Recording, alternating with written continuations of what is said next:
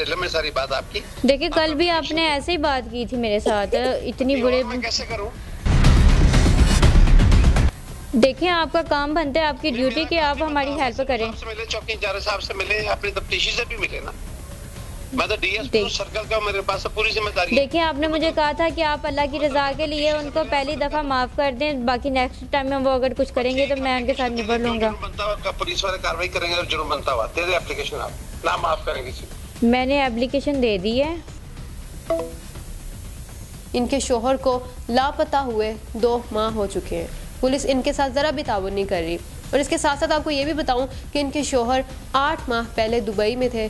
Dubai से वापस आते हैं अपने घर, 10 दिन गुजारने के बाद लापता हो जाते हैं। और बाद में मैंने ढूंढने की कोशिश की, नहीं मिले, फिर मैंने पुलिस से मदद लेने की कोशिश की। मैं जब पुलिस के पास गई तो पुलिस वालों ने कहा कि जब मर्द, आपने तो नहीं कुछ किया, मर्द जो होते हैं वो औरतों की वजह से तंग होकर घर से निकलते हैं। मैंने कहा मैं ऐसी वैसी नहीं हूँ। अस्सलाम वालेकुम नाज़रीन, पायनियर वर्ल्ड न्यूज़ के साथ मैं हूँ आपकी मेज़बान चंदा बुखारी। नाज़रीन, मेरे साथ एक फैमिली मौजूद है, एक खातून मौजूद है जिनके आप 2 छोटे छोटे बच्चे भी स्क्रीन पे देख सकते हैं, जिनमें से एक की उम्र 5 साल है और दूसरे बच्चे की उम्र 4 साल है।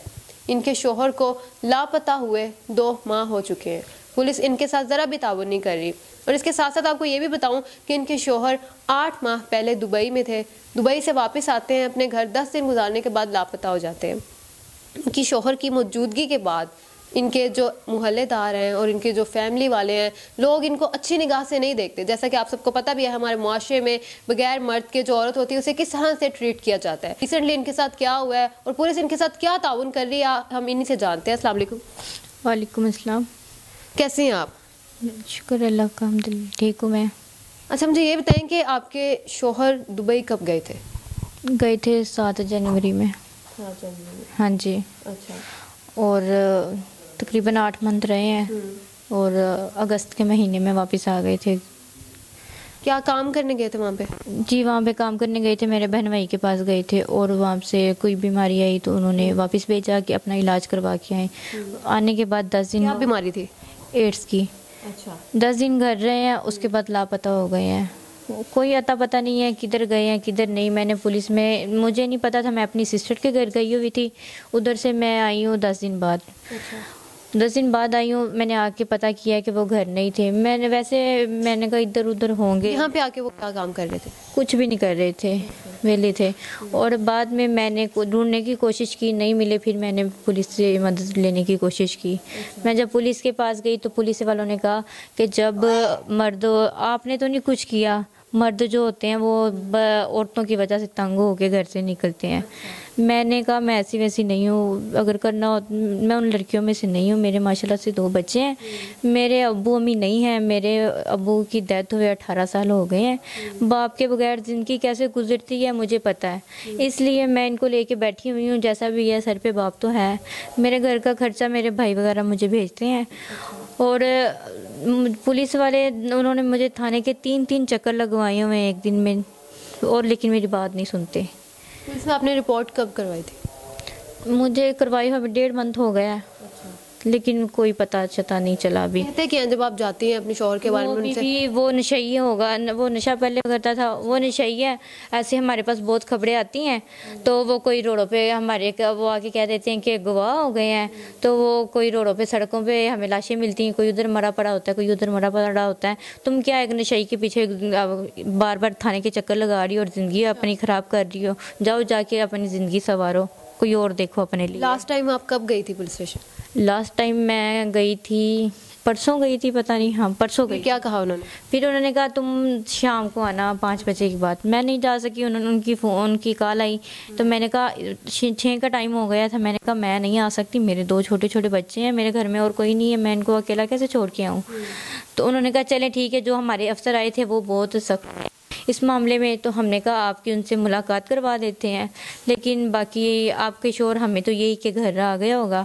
तो मैंने कहा वो घर तो नहीं आया।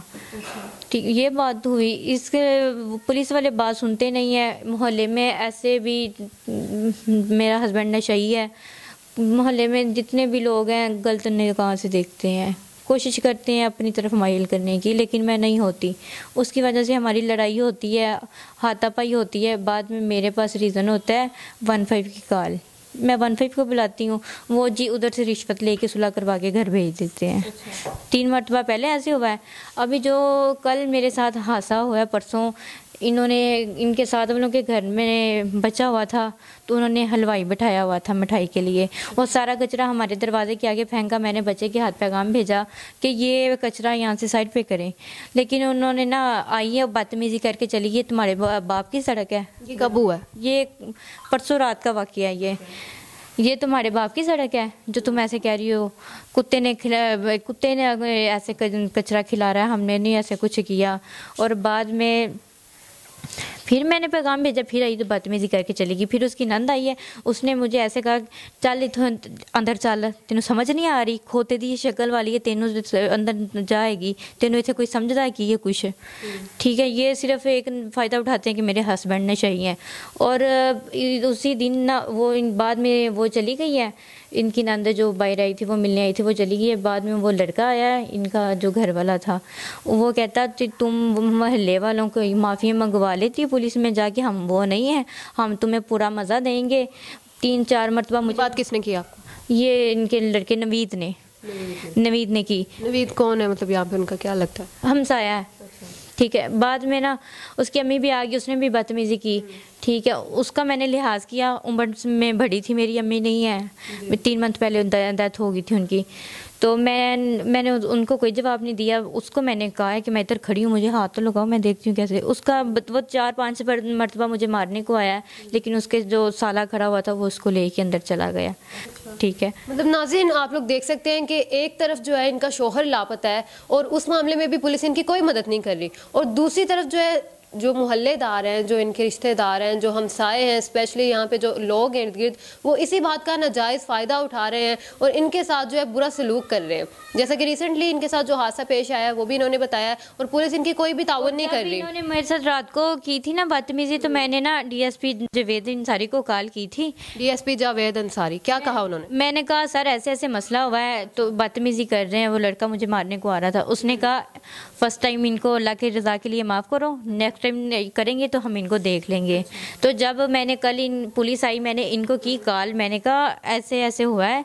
कहता तुम उनके घर थी ना, तुम मुझे क्यों कॉल कर रही हो? बीबी मेरे पास इतना फालतू टाइम नहीं है, मुझे कॉल ना करो, जाओ जाके चौकी में जाओ, ठीक है। मैं चुप करके मैं चली गई, चौकी में चली गई। उधर जाके मैंने अपनी एफआईआर दी, सब लिखवाया, जो दरख्वास्त देनी थी दे के मैं काने जमा करवा के आ गई। उधर जाके वो मुकर गए, मैंने कुछ नहीं कहा। उन्होंने कहा अड़फ देते हो, पुलिस वालों ने कहा, इन्होंने कहा नहीं हम अड़फ नहीं देते, हमने इसको मारा है कि नहीं मारा। फिर उसने कहा हाँ मारा मुझे उसने ही था, उसकी बीबी ने भी मुझे मारा था, थप्पड़ बकाया। वो तमाशा देख रहे थे सब घर वाले कि वो एक आगे आ गई थी, दूसरी कहती साइड पे हो, मुझे भी देखने दो, इसको अच्छी तरह से मज़ा दो। मतलब सारे नाज़रीन यहाँ पे तमाशा देख रहे थे, और उसके अलावा जो पुलिस वाले हैं वो भी माशाल्लाह से हैं।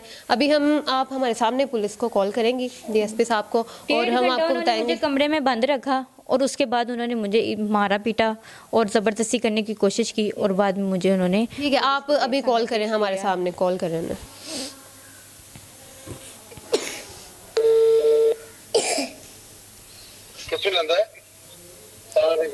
अस्सलाम वालेकुम